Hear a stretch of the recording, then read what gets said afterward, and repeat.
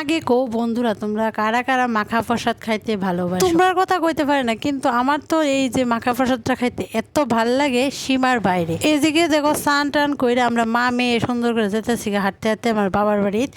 আর বালাপুরা কিছু রান্না হইলে আমার মা কিন্তু আমার ফালায় খায় না। তো যাই হোক, তারপর বাবার বাড়িতে দেখি দিদা এদিকে রাঁধছে শাক ভাজা আর নিরামিষ তরকারি। কালকে তো দিদা একাদশী করছে, তাই আজকে পারনা করছে, তো একবেলা নিরামিষ খায় আর কি। আর এদিকে দেখো আমি তো নিরামিষ খাই ভালো ভাই, মানে মাখা প্রসাদটা তার লেগে আমারে কইছে। আর এদিকে দেখো দেশি চালের ভাত রান্না করছে, তাই ভাতটি একটু চাকা চাকা হয়ে রয়েছে।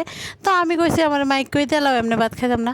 তো তার লেগে দেখো ভাত নিয়ে নিল, ভাজা দিল, তারপর শাক দিল, আর আমি একটু লবণ দিয়ে দিলাম। তারপর দিদা ভালো করে লেবু চিপা নিতে, লেবুটা চিপা দিয়ে সেটা দিদা দিয়ে দিতেছিল। নিরামিষ তরকারি বেশি কিছু রান্না করছে না, ওই শাক ভাজা আর নিরামিষ। আর এদিকে দেখো হাতা দিয়ে মাখতে আসলাম, কই থাক হাতা দিয়ে মাখানো লাগতো না, তুমি হাত দিয়ে মেখে দাও।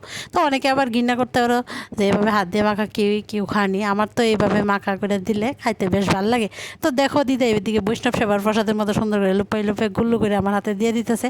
আর আমিও তো খুব খুশি হয়ে একেবারে পেটটা বইরা খাইছি। তো যাই হোক, কেমন লাগলো ভিডিওটা কমেন্টে জানাইবা। টাটা বাই বাই, সবাই সুস্থ থাকো, ভালো থাকো।